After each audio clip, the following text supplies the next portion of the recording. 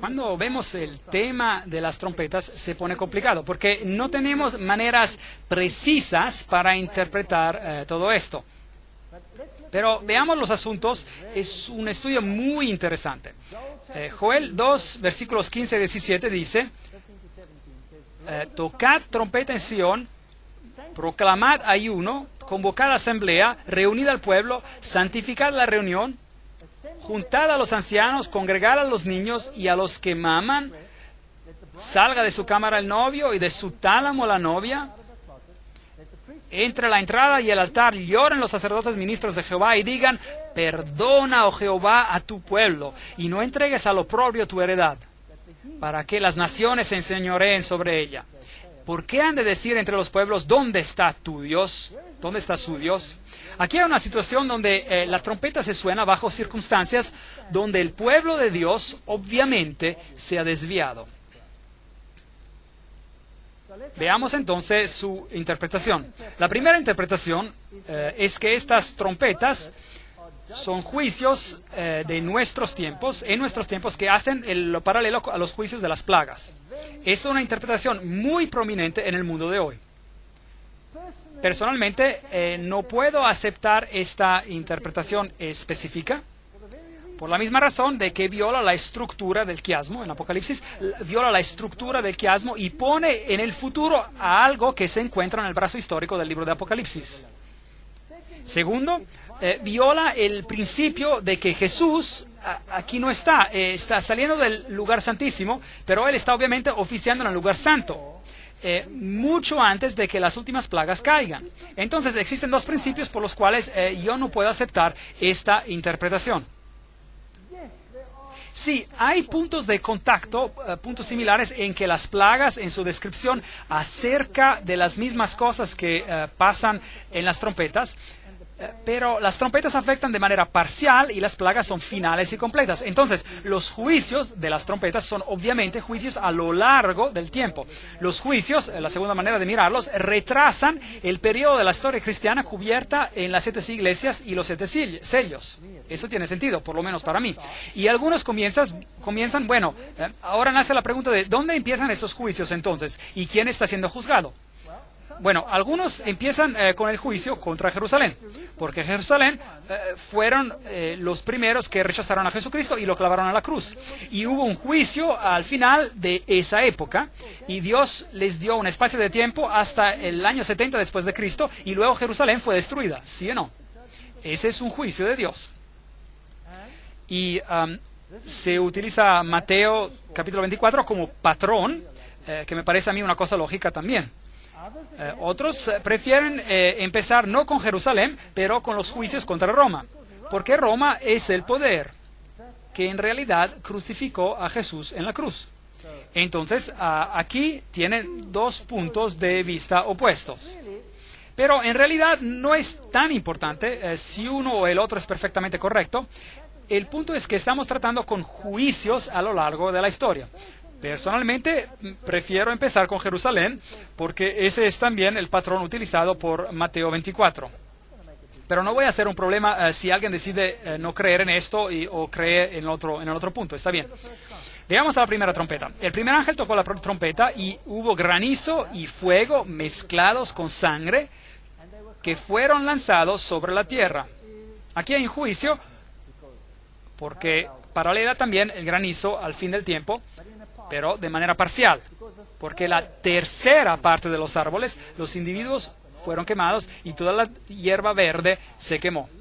Así que aquí hay una destrucción de personas que se pierden. Esto es serio. ¿Por qué se pierden? Bueno, la caída de Jerusalén en el 70 después de Cristo es una posibilidad y yo las he puesto aquí en diferentes colores. La segunda posibilidad es que este sea el juicio a Roma. Y a los que están en favor de esta opinión dicen que empezó con los visigodos que invadieron a Roma bajo el mando de Alarico en el año 396 hasta el 428 después de Cristo, y él saqueó a Roma en el año 410 después de Cristo, y el emperador romano Teodosio murió en el año 395 después de Cristo. Así que aquí tenemos un cuadro del inicio de la caída del Imperio Romano cuando varias naciones invadieron el imperio. Bueno, este es un juicio que aconteció claramente sobre este poder que se elevó a sí mismo aún por encima del príncipe de paz. Pero por el otro lado, la caída de Jerusalén es un juicio muy poderoso. Después de un periodo muy largo de gracia, que dice, han rechazado al Mesías y estas son las consecuencias. Dios quita su protección, permite que soplen los vientos y esto es lo que pasa. El segundo ángel tocó la trompeta y como una gran montaña ardiendo en fuego fue precipitada en el mar. Y la tercera parte del mar se convirtió en sangre. Y murió la tercera parte de los seres vivientes que estaban en el mar, y la tercera parte de las naves fue destruida. Nuevamente, ¿qué representa esto? ¿Qué representa esta trompeta de juicio? Nuevamente vemos las varias interpretaciones. Montañas que representan una gran montaña quemándose en fuego. Bueno, una montaña representa una nación en la Biblia. Pueden buscarlo en Isaías 2, versículos 2 y 3, 11, 9, 13, 4, 41, 15, Daniel 2, 35, 44, 45, Ezequiel, Zacarías. Todos estos tienen esta figura de una montaña. Veamos el texto en Jeremías, que también utiliza esta ilustración. Ciertamente yo, dice Jehová, estoy contra ti, monte destructor, hablando de Babilonia, que destruiste a toda la tierra. Extenderé mi mano contra ti y te haré rodar de las peñas y te reduciré a un monte quemado. Aquí vemos Jeremías 51, 25. Aquí vemos el símbolo de la montaña que está siendo destruida. Y así que el segundo ángel tocó como si fuera una gran montaña en llamas, fue lanzada al mar. Entonces una nación, en otras palabras, fue desparramada entre las naciones, y eso es lo que significaba. Y una tercera parte del mar se convirtió en sangre. El mar significa agua, las aguas que viste significan personas y multitudes y naciones y reyes. Entonces, esparcimiento de sangre entre las naciones. Y la tercera parte de los seres vivientes que estaban en el mar y la tercera parte de las naves fue destruida. Naves en la Biblia significa economía. Las naves de Kittim son símbolos de economía. Veamos a las dos posibles interpretaciones. Si la primera fue el juicio contra Jerusalén, entonces la segunda sería obviamente el juicio sobre la Roma pagana y las naciones asociadas, representadas por el mar. Judíos y cristianos vieron a la Roma imperial como la nueva Babilonia. De hecho, Pedro escribió a una carta donde él decía que él se dirigía a Babilonia. porque Roma, al igual que Babilonia, había destruido el templo de Jerusalén. Entonces esa es una suposición razonable.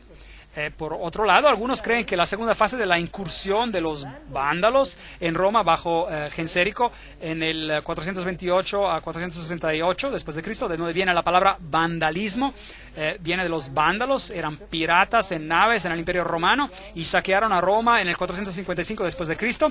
Así que algunos ven esto como un símbolo y otros ven este juicio cubriendo todo el juicio a la Roma pagana.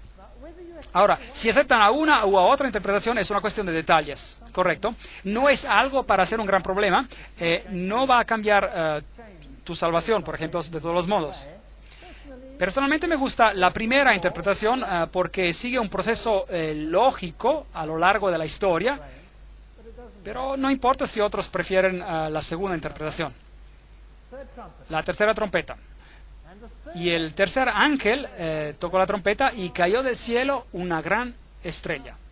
Ahora, ¿les suena parecido esto? Estoy seguro de que sí. ¿En algún momento cayó una estrella del cielo? Sí. Lucífero cayó del cielo y trajo todas sus fuerzas demoníacas con él aquí abajo. Y él iba a producir un gran cambio. Iba a tomar control sobre este reino. Él quiere ser el gobernador. Así que él trajo falsas enseñanzas junto a él, ardiendo como si fuera una antorcha, y cayó sobre la tercera parte de los ríos y sobre las fuentes de las aguas. Eso también se habla de personas acá. Y el nombre de la estrella es ajenjo, amargura. Y la tercera parte de las aguas se convirtió en ajenjo, y muchos hombres murieron a causa de esas aguas porque se hicieron amargas. ¿Qué significa el agua aparte naciones? ¿Han escuchado del agua de la vida? Ahora, ¿qué pasa cuando el agua de vida se vuelve amarga? Ven, hubo un tiempo en el cual entró el compromiso, el tercer periodo del tiempo. ¿Se acuerdan cuando el compromiso ingresó a la iglesia? ¿No es eso interesante? Aquí está el tercer ángel tocando. El tiempo del compromiso no convirtió esto, las aguas de salvación, en aguas amargas, ¿sí o no? Sí, claro que sí. ¿Y las personas murieron a causa de esto? ¿En un sentido espiritual, no en un sentido literal? Claro que sí, porque si beben de esas aguas contaminadas, ¿cuál es el resultado? Muerte. Muerte eterna. Separación de Dios. Entonces, la gran apostasía de los líderes espirituales de la iglesia cristiana es una posibilidad que tenemos aquí por esa trompeta. De la misma manera de cómo Satanás cayó del cielo con una tercera parte de los ángeles, igual la iglesia caería en la apostasía de la idolatría. Ajenjo fue usado por Moisés como símbolo de idolatría en Deuteronomio 29, 17, 18. Leámoslo. Y habéis visto sus abominaciones y sus ídolos de madera y piedra, plata y oro que tienen consigo.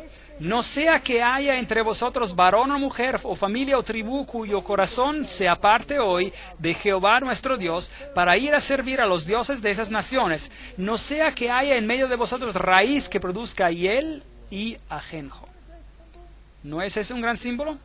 Entonces, yo estoy a favor de este, porque está en el mismo periodo. Tenemos al tercer ángel, que fue el periodo del caballo negro, y fue el periodo del compromiso, cuando el evangelio era socavado y las aguas se hicieron amargas.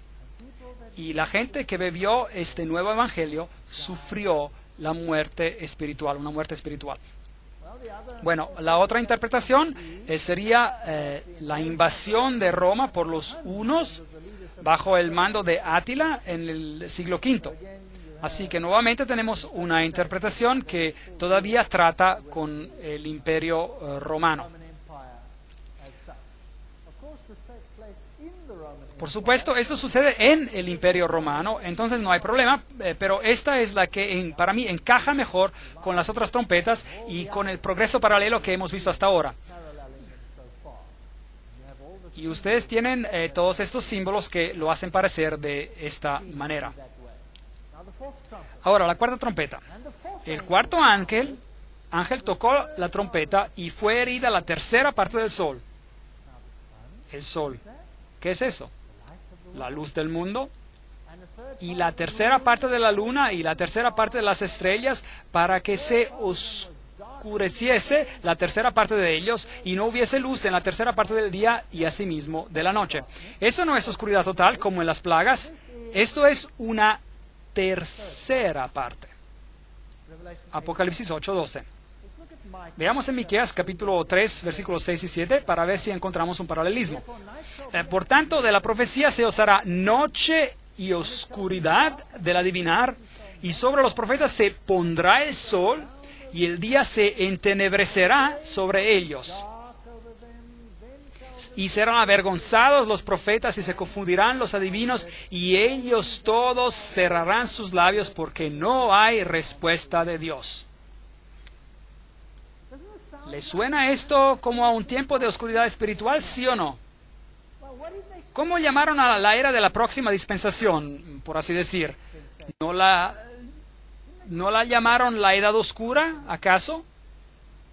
Entonces, ¿quién reinaba en la Edad Oscura una vez de que el caballo negro cambió a ser el caballo de muerte? Es el mismo periodo de tiempo. Yo creo que estamos siguiendo el mismo periodo clásico. Y si nuevamente removemos a Jesús, el Hijo de Justicia del Evangelio, si lo sacamos del Evangelio y lo hacemos menos de lo que Él es, entonces morimos una muerte espiritual. Ese es el problema. ¿Cómo sacaron a Jesús del corazón del Evangelio? Esta es la historia más aterradora de engaño en la historia del mundo. Después de esta conferencia, vamos a entrar en detalles. Y vamos a darle un vistazo a lo que hicieron. Y quiero decirles que hoy todo el mundo está engañado, creyendo en algo que no es de Dios. Da miedo. Da miedo. Entonces, las dos posibles interpretaciones que tenemos aquí, la oscuridad representa la edad oscura, y eso tiene sentido para mí. Cuando la verdad fue pisoteada y el ministerio de Jesús fue reemplazado por el ministerio de la iglesia. Cuando Jesús fue crucificado, una oscuridad literal cubrió la tierra. ¿Correcto? ¿Se acuerda? Y esto sirve como símbolo, como tipo de la crucifixión espiritual de Jesucristo. La reforma del siglo XVI terminó la Edad Oscura. Eso es básicamente lo que indicaría esta interpretación. Ahora, otra interpretación sería aún con los juicios sobre Roma. El sol, la luna y las estrellas han sido interpretadas como las luminarias del Imperio Romano Occidental, el emperador, los senadores, los cónsules. Con la extinción del Imperio Romano Occidental en el año 476 después de Cristo, el último emperador, Romulus Augustulus, el remanente de Atilia, fue destronado por órdenes de Odoacro. Es una interpretación. Y tenemos otro juicio aquí contra el Imperio Romano Occidental. Pero esa interpretación de aquí arriba para mí encaja en el modelo que hemos seguido hasta ahora y que está en línea con todo lo que hemos visto hasta ahora. Pero quiero que observen algo. Es que en este periodo de la Edad Oscura, Jesús es crucificado nuevamente. Es interesante que la crucifixión allí lo mantiene en la cruz. Y es ahí a donde la Edad Oscura le gusta tenerlo. Pero Jesús ha resucitado de los muertos y gobierna en el cielo. Ahora, también es interesante que para remover a Jesús del sistema, algunas veces se ha requerido la creación de toda una nueva religión que sacaría a Jesús del medio. Muy interesante. Porque he aquí que tinieblas cubrirán la tierra y oscuridad las naciones. Mas sobre ti amanecerá Jehová y sobre ti será vista su gloria. Isaías 61. Gran oscuridad sobre la tierra. Otra vez Jesús les habló diciendo: yo soy la luz del mundo. El que me sigue no andará en tinieblas, sino que tendrá la luz de la vida. El asunto es Cristo o sin Cristo.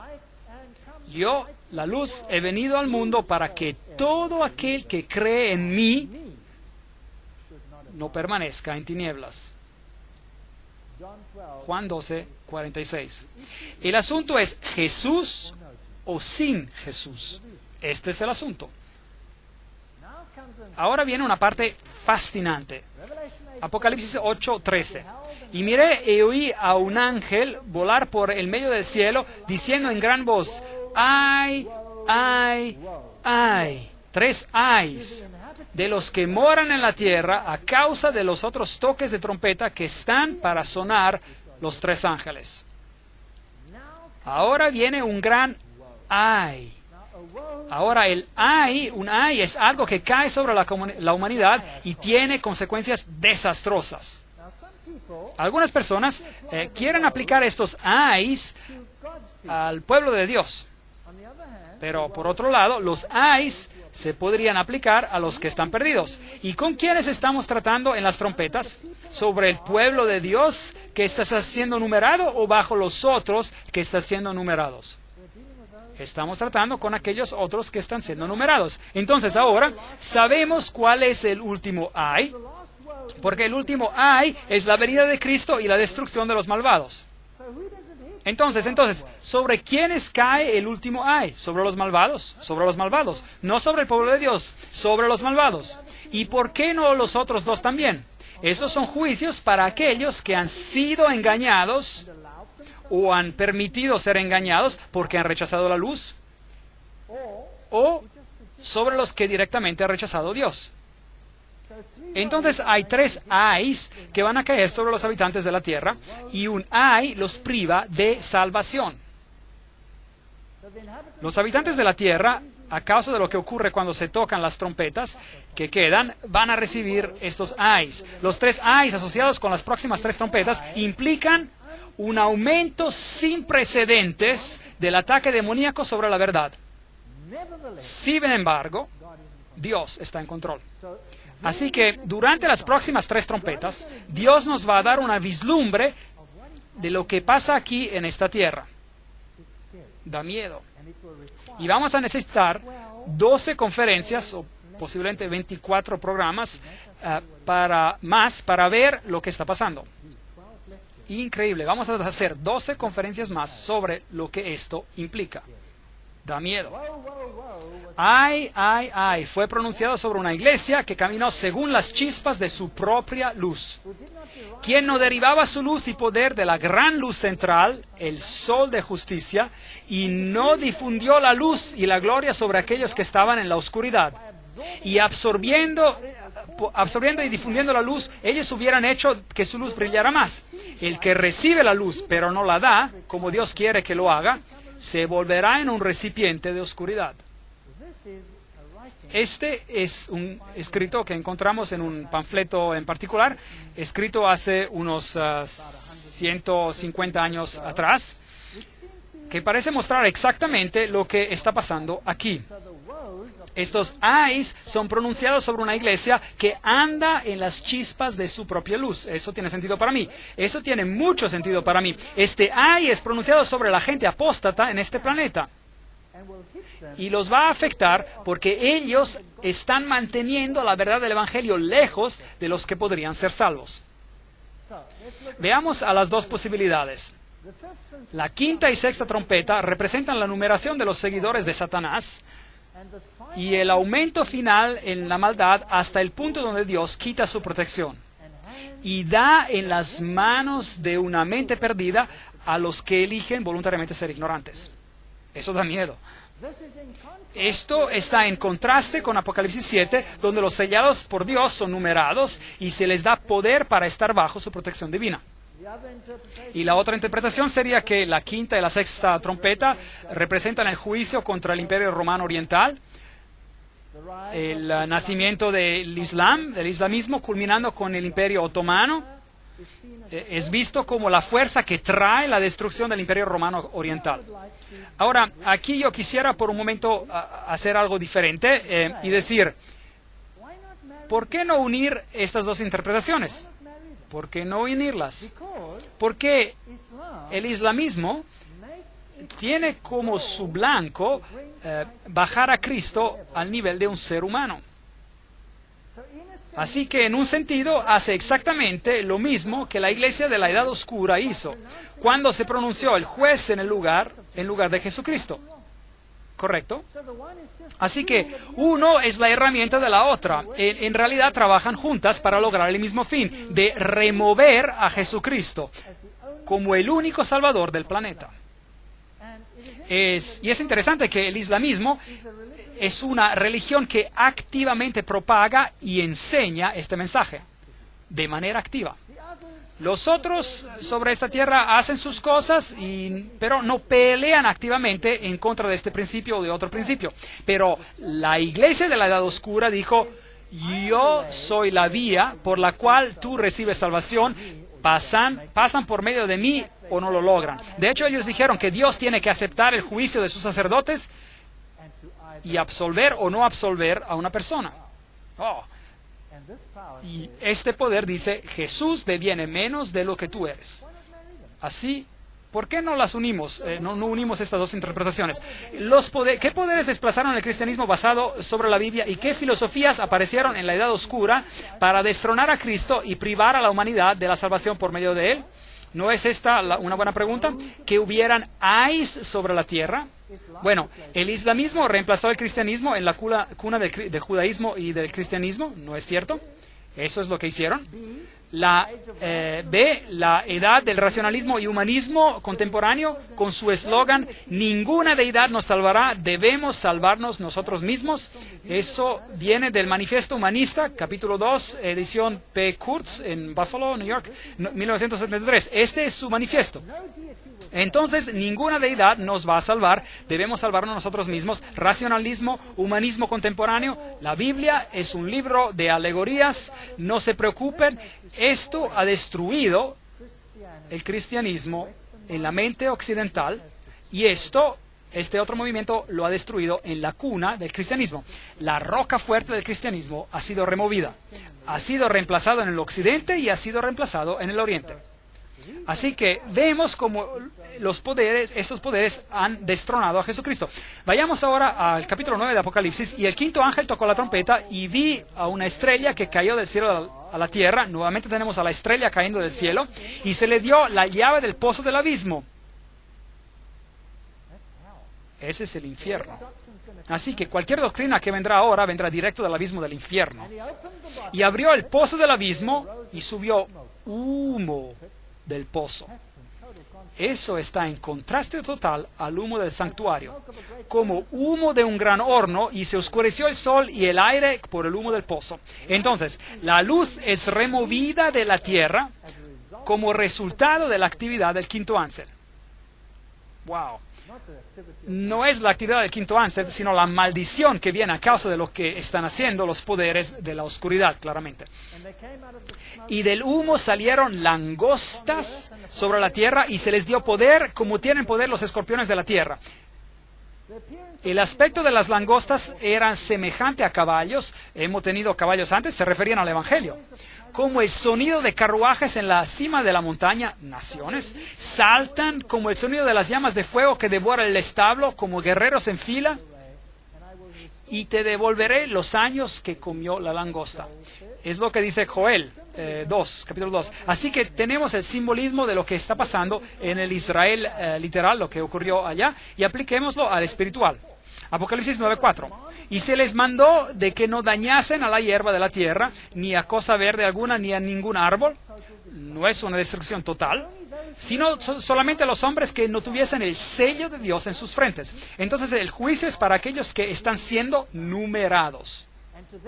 Y les fue dado no que los matasen, sino que los atormentasen. Y hay un periodo allí, 5 meses, y su tormento era como el tormento de escorpión. Jesús dice que nos da poder para para pisotear a los escorpiones cuando hiere al hombre. Y en aquellos días los hombres buscarán la muerte, pero no la hallarán, pero la muerte huirá de ellos. Entonces, hay una descripción de las langostas, se comparan a caballos, tuvimos a caballos antes, son representantes del anuncio del Evangelio.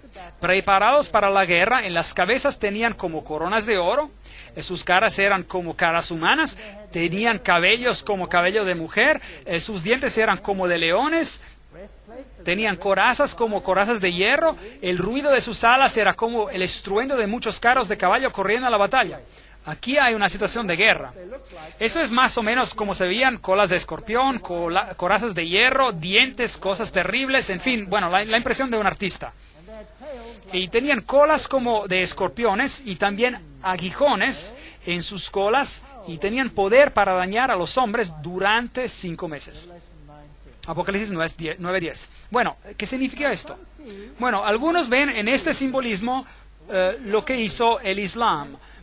Y en el otro lo puedes ver también en todo el sentido de lo que este mensaje sin Cristo haría al mundo. Ahora veamos quién está al mando de todo esto. Y tienen por rey sobre ellos el ángel del abismo, cuyo nombre en hebreo es Abadón. Cosas fascinantes. Y en griego, Apolión. El primer ay pasó, y aquí vienen aún 2 ayes después de esto. Bueno, vemos algunos nombres interesantes acá, y luego de esto, un ay hacia la raza humana. Bueno, preguntámonos esta pregunta.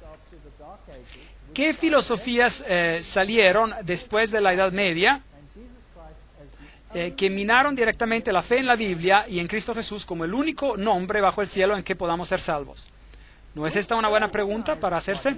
¿Qué organizaciones, cuerpos organizados, es la siguiente pregunta que tengo, directamente propagan la eliminación de Jesucristo como el único nombre por el que podemos ser salvos?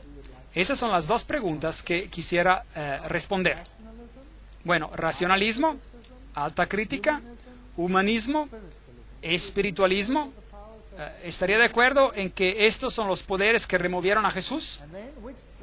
¿Y qué cuerpos organizados son los que directamente propagan y anulan el nombre de Jesucristo como el único nombre en que podemos ser salvos? ¿Los masones? Les voy a dar un texto tras otro texto para mostrarle que lo hacen. ¿Y las organizaciones secretas? Todas están a favor de la unidad total e igualdad de todos los fundadores religiosos. El comunismo se opone directamente a las doctrinas de Jesucristo. El ateísmo formal es lo que el comunismo es. Y tenemos el Consejo Mundial de las Iglesias. ¿Posible? ¿En realidad hacen eso? ¿Lo hacen? Temo que sí, porque el Consejo Mundial de Iglesias propaga la unidad de todas las religiones bajo un mismo techo. Y eso significa que Jesús debe ser menos de lo que es para que este compromiso se alcance, ¿sí o no? Eso es solo un hecho. No me lo estoy inventando. Esto es lo que está pasando. El Islam remueve a Jesucristo, ¿sí o no?, como el único Salvador del mundo. Y las Naciones Unidas tienen una organización llamada la Organización de las Religiones Unidas, cuya meta es poder hacer de que todas las religiones acepten su igualdad. Bueno, eso está bien, suena como una buena idea, pero ¿qué hace eso a Jesucristo? Lo pone al mismo nivel que los demás.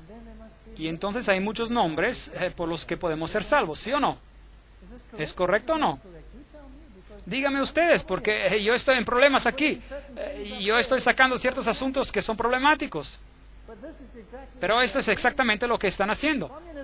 El comunismo lo saca totalmente. La masonería lo nivela.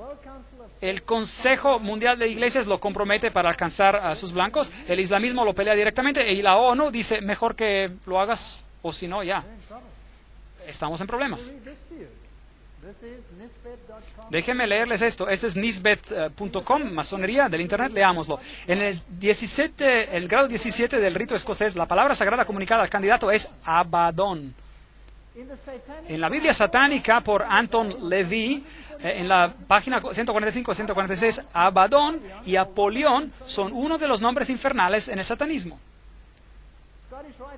El rito masón escocés ilustrado por J. Blanchard, volumen 1, página 453, dice: toca la frente de Tyler cuando él responde poniendo su mano en tu frente. Contraseña, Jubulum, palabra sagrada, Abadón. ¿No leímos recién que este era un ángel malvado? ¿Sí o no? La masonería dice que este es el ángel sobre nosotros. Ellos tenían a su ángel sobre ellos, Abadón, Satanás. Si miran a la interpretación islámica, esta es el área cubierta por la langosta del desierto y esta es el área cubierta por el islamismo en sus comienzos y hoy cubre eso y más. Muy interesante. Esta era el área del cristianismo primitivo. Esta era el área del cristianismo primitivo. ¿Sabían ustedes? Hoy en día ha sido reemplazada, ha sido removida, ha sido reemplazada por el islamismo. El islamismo nació solo después del año 600 después de Cristo y totalmente quitó del mundo a los cristianos que basaban su fe en la Biblia y guardaban el sábado. Los quitó, los masacró. Interesante. Y hoy está prohibido. Prohibido por ley con la pena de muerte de propagar a Jesucristo en esos países. ¿No es eso interesante?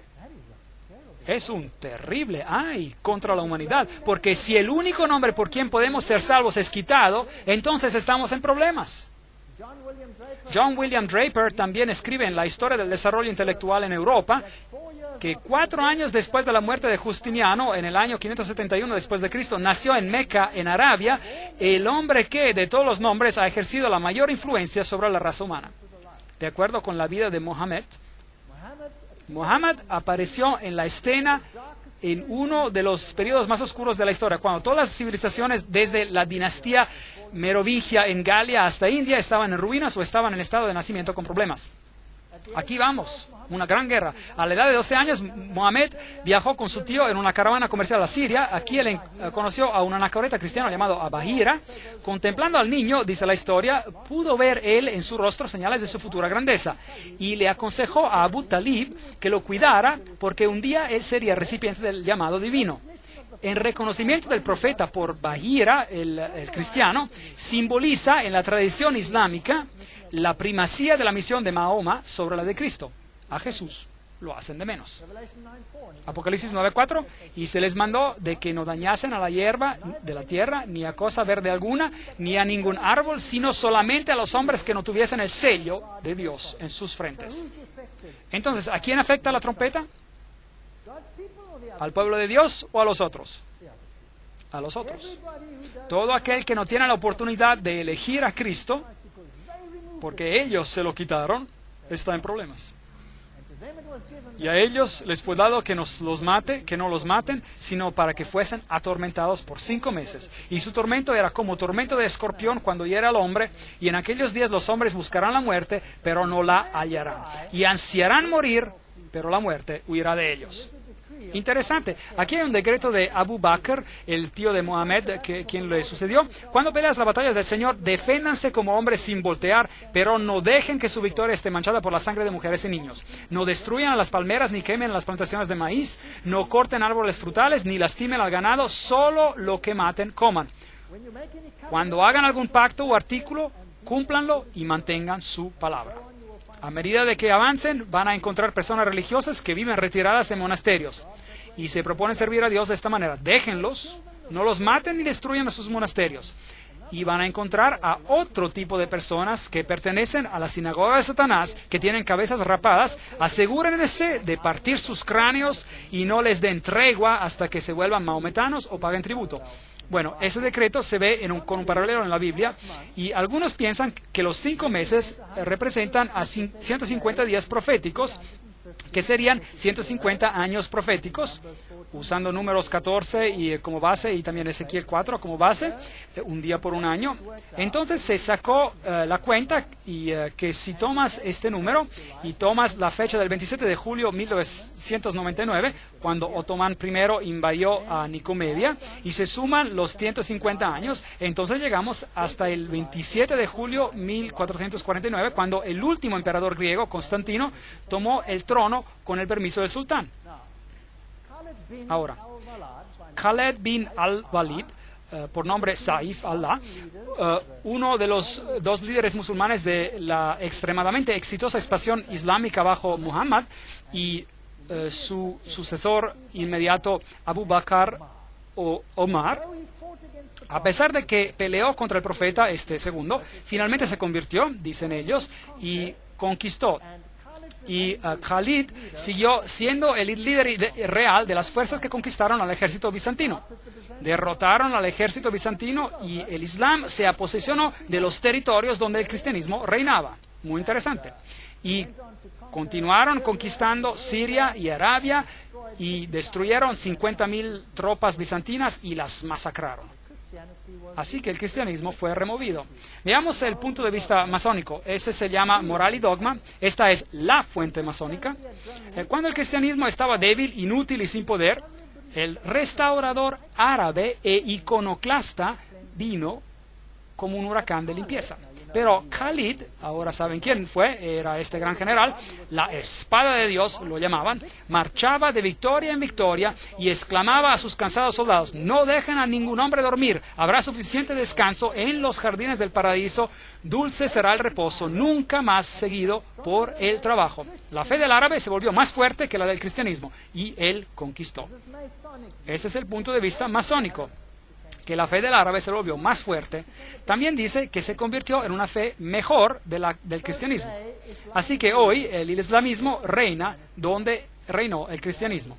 Y tienen los ziguruts y el Imperio Otomano y la Mezquita Azul y Santa Sofía, y que todos solían ser dominios cristianos y hoy son del islamismo.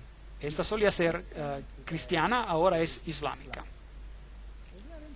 Interesante, ¿verdad? Así que si juntamos estas dos interpretaciones, entonces tenemos la catástrofe completa de la apostasía, acarreando con ella la destrucción de Jesucristo como el Salvador. El racionalismo, la alta crítica, la destrucción de la Biblia, la eliminación de la fe en la Biblia, en Jesucristo, y una guerra literal en contra de aquellos que se oponían. El sexto ángel tocó la trompeta y oí una voz de entre los 4 cuernos del altar de oro que estaba delante de Dios, diciendo al sexto ángel que tenía la trompeta: desata a los 4 ángeles. Ahora sí tenemos problemas, que están atados junto al gran río Eufrates. Así que aquí están 4 otros ángeles. Teníamos a 4 ángeles de Dios deteniendo a los 4 vientos, y ahora tenemos a 4 ángeles que están atados al río Eufrates. Eso es Babilonia. Así que estos son los homólogos demoníacos a los homólogos angelicales. Y fueron desatados los 4 ángeles que estaban preparados para la hora, día, mes y año, a fin de matar a la tercera parte de los hombres. Y el número de los ejércitos de los jinetes era 200 millones. Oí el número. ¿Ustedes lo escucharon? Otra vez. Aquí tienen la numeración de este poder. Es un número enorme, como las arenas de los mares. Algunos ven este periodo de tiempo como profético: la hora, el día, el mes y el año. Y otros dicen que no, que es simplemente una declaración definitiva de tiempo. Ahora, en este mismo año, en este mismo día, en este mismo mes, en este mismo segundo, es así cuando va a pasar. Así que si usted se decide por una u otra interpretación, no es probablemente tan importante, y probablemente ambos pueden ser ciertos. Algunos ven este periodo como un tiempo profético, a otros como un tiempo designado a las fuerzas demoníacas de Babilonia, en contraste a los ángeles de Dios que detienen los 4 vientos, que ocurrirán en los últimos eventos del conflicto entre Cristo y Satanás. Entonces, el primer ay fue esta destrucción de Jesús como el único Salvador. Y luego vi a caballos en visión y aquellos que los cabalgaban teniendo corazas de fuego y zafiro y azufre. Y ve toda esta visión de humo y cómo salían y hacían sus cosas. Y un hombre llamado Josías Litch tomó la interpretación literal de este periodo de tiempo y la calculó. Y cuando tomó la hora, el día, el mes y el año, y llega hasta los 391 años de tiempo y 15 días. Y calculó el tiempo sobre el Imperio Otomano y predijo el día exacto cuando el Imperio Romano caería. Y en realidad pasó exactamente así. Y aquí está un punto de vista: el poder islámico oficialmente llega a su fin Y Josias Litch publicó esta fecha 2 años antes de que este evento ocurriera. Los 4 sultanes son vistos como algunos como sultanes literales, los 4 ángeles, y aún tienen nombres: Alepo, Iconium, Damasco y Bagdad. Ellos ven el uniforme de los jinetes turcos y la descripción siendo azul y amarillo, y ven al Islam en todo esto y al Imperio Otomano. Ahora, si ustedes lo ven de esa manera, o si lo ven de la otra, en los términos de la oscuridad global, por ejemplo, hace verdaderamente una diferencia. Otras interpretaciones que existen son la propagación del imperio árabe islámico, Muhammad 602, la fundación de Bagdad, Dar el Salam 762, marcando el fin del imperio, 150 años, la caída de Constantinopla, llegamos al año 1844. Hay muchas interpretaciones. Mantengámoslo simple. Las trompetas anuncian a la apostasía sobre la tierra, que enumera a aquellos que están perdidos. Y la eliminación de Jesucristo como el anuncio de salvación es el problema más grande. El resto de los hombres que no fueron muertos con estas plagas, aún así no se arrepintieron de las obras de sus manos, que no deberían adorar a demonios, ese es el punto, y a las imágenes de oro, de plata, de bronce, de piedra, de maderas, las cuales no pueden ver, ni oír, ni andar, y tampoco se arrepintieron de sus homicidios, ni de sus hechicerías, ni de su fornicación, ni de sus hurtos. Así que la descripción del segundo ay en Apocalipsis viene en Apocalipsis 11. Y el sonido de la séptima trompeta introduce el último ay para los impenitentes a medida de que el reino de Dios llega a su fin.